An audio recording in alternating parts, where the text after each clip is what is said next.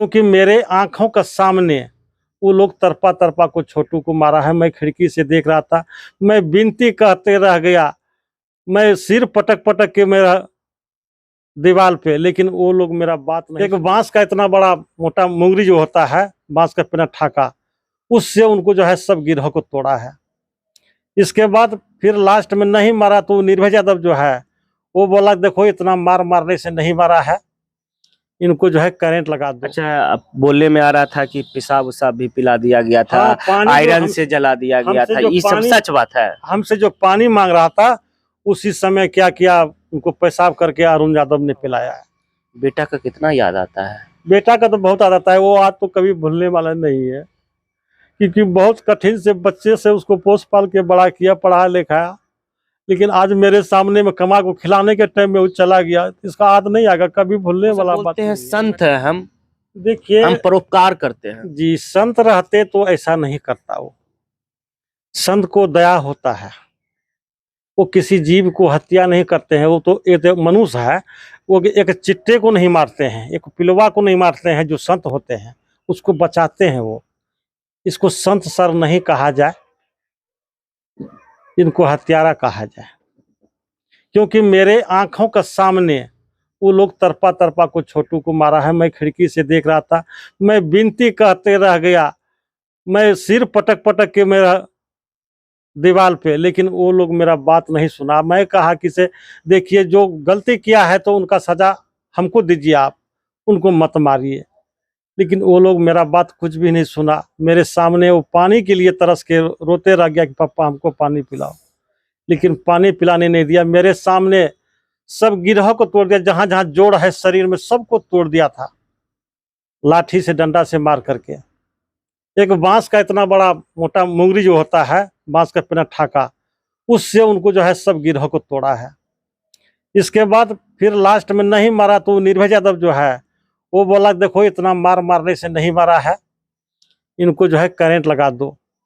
9 आदमी मिल करके ऐसा काम किया है, लेकिन करंट जो लगाया है वो पवन यादव लगाया है। जो मारपीट कर रहा था 9 आदमी मिल करके कर रहा था, अकेले कोई नहीं मारे हैं, 9 आदमी मिल करके उनका हत्या किया है।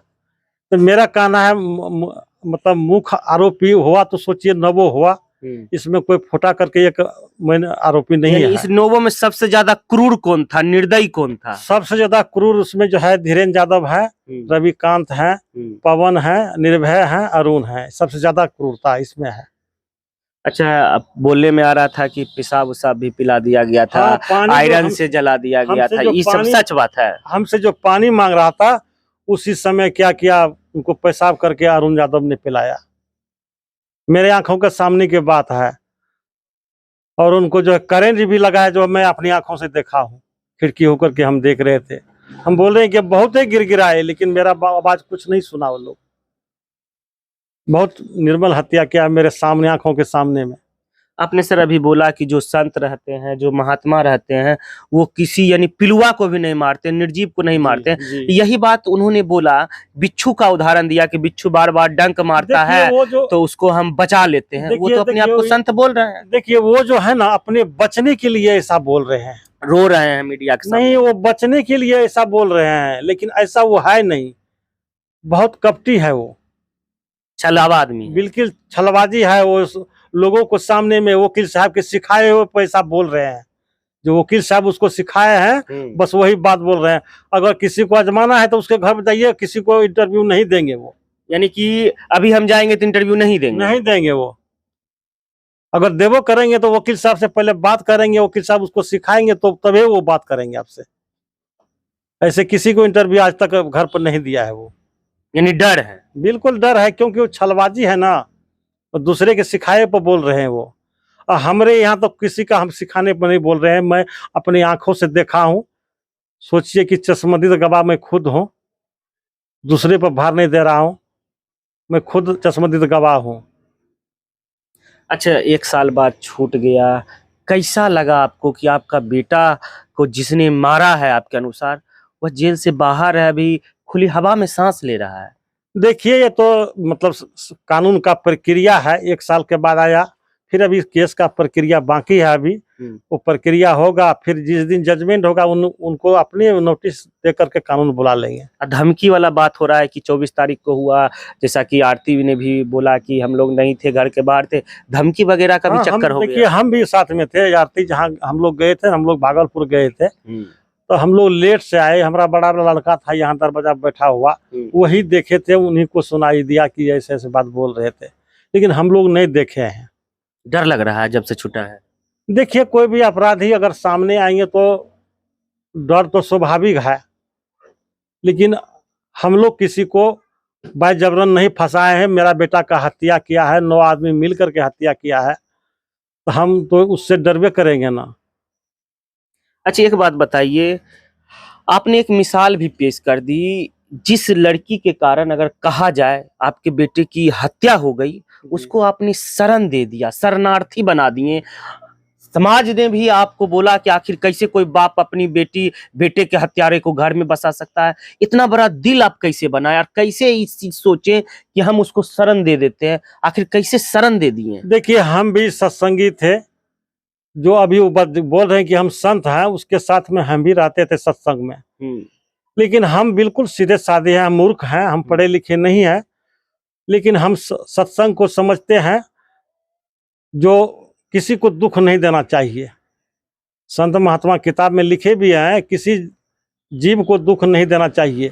तो जो वो मेरा शरणागत में वो आए, तो हम उसको कैसे ठुकरा देंगे, क्योंकि ये एक मानव है। मानव जो होता है, इस मानव के शरीर में परमात्मा का अंश है, हम उसको कैसे ठुकरा देंगे। उसको सम्मान हम इसलिए घर में दे रहे हैं कि मेरा बेटा तो चल गया, वो तो घूम लौट के नहीं आएगा, लेकिन जो यहाँ मेरे घर में आए हैं उसको लक्ष्मी समझ करके, अपना बेटी समझ करके इस घर में हम रखे हैं, और अब तो पुतौ बना लिए हमको।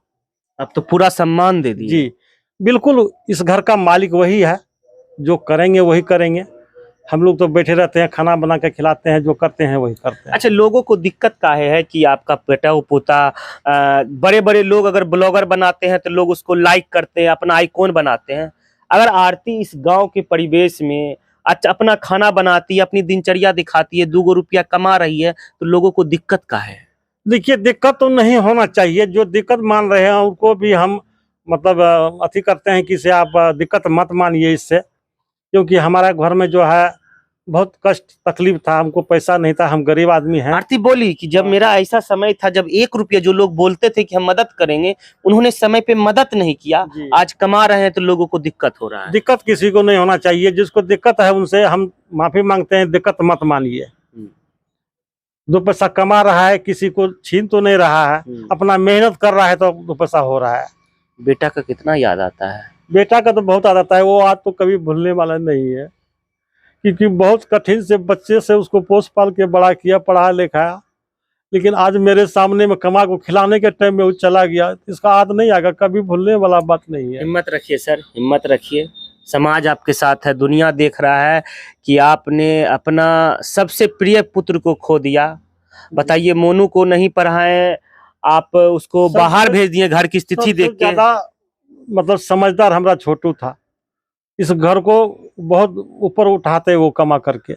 वो बोल रहे थे, पापा अभी ऐसे आप है ना, हम लोग कमा करके ऐसे खुश नहीं रखेंगे, चारों तरफ दीवार बाउंड्री कर देंगे, हम लोग कमाएंगे। लेकिन उसका जो बात सुने है ना, अभी जो याद आता है ना, तो लगता है कि कलेजा कटता है। जिस समय वो पानी मांग रहा था ना, वो कलेजा कट रहा है अभी